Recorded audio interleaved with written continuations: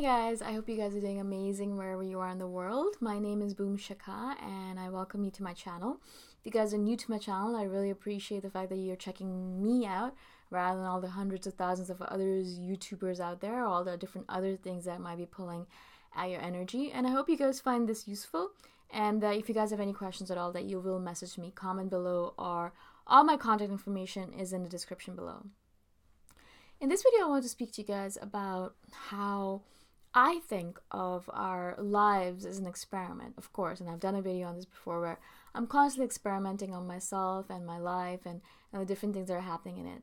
But I also think of my body as an experiment that I'm running. It's a long experiment. I've been running it for 35 years now. I just had a birthday, so I turned 35 in August, and I always think of all the different things that I'm putting into my body, all the different things I'm doing with my body, all of it as an experiment that I'm running. Now, I'm very lucky because there's only one person I have to worry about in terms of my body, is my own, right? I don't have to worry about anyone else. I don't have kids or a husband. So all I need to experiment on is myself. And I'm always constantly conducting all these interesting experiments on myself. I started intermittent fasting, as I've told you guys previously, maybe 2 years ago, 2.5 years ago, and it's one of the longest running experiments I've run, besides yoga and meditation. And it's running really well. I'm really enjoying it. It's running really well for me. My body's really liking it. I'm noticing a lot of interesting changes in my body, in my energy levels, in the way my body looks, in the way it feels, in the way my digestive system works. And so this is one of the experiments that's a success. It's not a failure, it's a success. And it's going to be one of those things that I keep with me for the rest of my life. I'm going to intermittent fast as long as possible. Same thing with yoga and meditation. I've been doing yoga for 8 years now, I think, and meditating for about 6 or 7 years, and not consistently, but pretty much consistently. Not every day, I mean, but at least once a week for yoga and at least 5 times a week for meditation. I miss maybe a few days here and there, but I'm pretty consistent. Nowadays I just miss maybe 1 day a year or something like that, 1 or 2 days a year. I'm very good with that. But that's one of the other experiments I've been running on my body, my mind, my psyche, that has been very successful. And my body really likes yoga. My mind really loves meditation. My body and mind both love both of those things. And my spirit really, really enjoys it. And so those 3 experiments, intermittent fasting, yoga, and meditation, are those experiments that worked really well and have become a part of my life, a constant part of my life. Until I die, I'm going to be keeping them a part of my life, right? But constantly watching your body. That's what this whole experiment is all about. Putting something in your body. For example, you get up in the morning and you realize, I slept really well last night. I slept really, really, really, really deep. What is that about? Why did I sleep so deep? I don't sleep that deep. I felt like I was falling into a deep well. I slept so well. I feel so rested. And then when you have that first thought in the morning, and I journal every morning, and I'll be writing out, I slept really well. I wonder why. And then I'll start looking at all the different things I did the day previous, or the previous day, or the day before that. What did I do? Well, I had a really great smoothie. I actually meditated before I went to sleep. I didn't have any gluten, blah, blah, blah. And I'll make a list of all the different things. And that's how, little by little, my roster grows, my database of my information grows and tells me these are all the things that make you healthy and feel better about yourself. These are all the things that make you feel terrible. And if you can try, do as little of that as possible.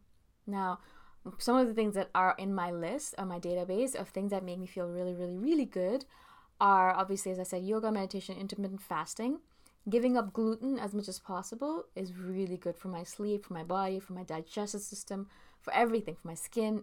Everything gets better if I don't have wheat in my diet or gluten in my diet. Sleeping 9 or 10 hours a day, or at least 8 hours, is really, really important. As much as possible at the right time. So 10 to 6, that's the ideal time for me to sleep. Usually I fall asleep around 9, and I wake up around 5 or 6. So that time is really important to me. I don't do anything. I don't go out. I have a very terrible, boring life because of this. I love it myself, but from other people's perspective, I have a very boring life because I have to go to sleep at a certain time. I have to wake up at a certain time. I have to do my work, and I do it. I love it. I don't have to. I do it. But everyone else thinks, oh my God, that's so sad. You have to go to sleep right now? I'm like, yeah, I have stuff to do. And it's important to me. And people would always make fun of me because I'm a grandma in that regard. I mean, I'm sure grandmothers sleep later than me, right? But it makes me feel really good. It gives me a lot of energy, and then I'm very creative during the day. I feel good about myself, so it's important to me. I don't need to go out and go out party. I rather do this, right? So that's really important to me as well. I realize more and more how important a good night's sleep is to the entire psyche of a human being. It's so important to everything. Your immune system gets boosted because of it if you sleep well. Your digestive system's better. Your brain, your neurons, they don't die off. If you cut off sleep, then they do. I mean, there's a book on it, on sleep. I don't remember the name of the author, but that's the only book on the market on sleep, and it is one of the most important books I've read in my life, because I realized how important sleep is in so many different ways. Right? I knew that before, but just reading scientific evidence on it all of a sudden boosted my reality and boosted my faith in sleep. And now I would give anything else up, but not my sleep. Right? So that's really important to me. Making sure that I eat natural foods as much as possible is really, really important to me as well. Removing as much processed food from my diet as much as possible. Now, because I do intermittent fasting, I only eat 2 meals a day sometimes. And so I'm not eating that much food. So it really has to be packed with value, because otherwise, if I'm just eating crap, and those are only 2 meals of my day, which is crappy food, my body's not getting enough nutrients, and then that is not a good thing, because I'm going to get weaker and weaker and then die away, wither away, and I don't want that either. I want to be strong and healthy. I don't want to be really, really skinny. I don't like it, but I'm doing the intermittent fasting because of all the health benefits of it. I'm not doing it for weight loss, because I'm already very skinny in my opinion, and I don't like being too skinny. I like having fat on my body. I like feeling my belly. I like feeling my hips. I like having some kind of solidity to my body, right? So those are the few things that I've kind of experimented on and learned that my body loves. Right? My body loves certain things. Like journaling is another thing. Me getting up in the morning and writing a few words, even if it's just a paragraph, it's really important, because it allows me to sit down and reflect and think about, what do I like? Am I happy? Is life going in the manner that I want to go in? Or is it not? And how can I change things so I can make it better? All of these things, all of them together, they form this beautiful cornucopia of goodness for me, right? And my health feels better, my head feels better, my spirit feels better, and all of it is necessary for me to keep on going on this path that I've laid down for me, right? The reason I share this with you guys is because a lot of you guys have messaged me asking me, what should I do for my health? Or what should I do this? What should I do that? I know you intermittent fast. Should I add that to my... And I always tell people, just because it works for me doesn't mean that it'll work for you, right? It's really important to realize that fact, that we need to run experiments on our own bodies. Just because some guru out there tells you, I've been doing this for this long time and you're going to love it too, and you should take turmeric powder, or you should do this, you should drink golden milk, or you should get up in the morning and go for a run, blah, blah. Just because someone else is telling you that it worked for them doesn't mean that it'll work for you. It might work for you, but you have to do that test yourself. And so whenever you're running tests in your body, for your body or for your life, you always have to do one test at a time. I know people who've added like 3,000 things into their schedule at once, and then they don't know what's working and what's not. So when people ask me, for some reason I've become this nutrition expert in my circle. I have no idea why. I know I'm a fitness freak, but I'm just doing things that work for me, right? So I always get a little bit antsy about giving people feedback, but I always do say this one thing, that if you're going to change anything in your body or in your life, do one change at a time to see how it's affecting you. For example, if you're going to remove sugar from your diet, remove gluten from your diet, and start meditating, I would recommend that you first remove sugar, right? Don't do all three things at once. Don't do them all three. Don't do all 3 things at once, because you don't know then what is affecting what, right? And so what I would recommend is that you sit down, first of all, and then give up sugar the first 7 days, right? And see how that affects your body. Now, knowing sugar and how dangerous it is, I know that it'll really change your life if you did give up sugar. And so give up sugar for the first few days, see how it affects your body, and then you realize, wow, I feel really good. And then after a week or 2 of giving up sugar, then you'd make another change. So then maybe you give up gluten for another 2 weeks and give up sugar, right? Make it a cascading effect, and don't make all changes at once, right? And then you might give up gluten and see, oh man, I don't feel that good. I don't feel as good as I felt when I gave up sugar. So maybe that's not one of those things that works for you. Maybe you need to have gluten in your diet, right? And so you have that as a learning. And then you bring back gluten into your diet.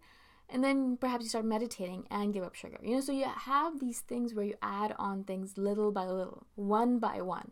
Because you need to run an experiment on these things. Scientists do not make a billion changes into a person and then wait for it to see what made that change, what made that effect, right? Cause and effect is only visible when you have one cause and one effect, or one cause and many effects, but only one cause. You need to change things deliberately, slowly, one by one. You can't make a billion changes and then be like, I don't know if I feel good or bad because of this or that or this, because I made so many changes, right?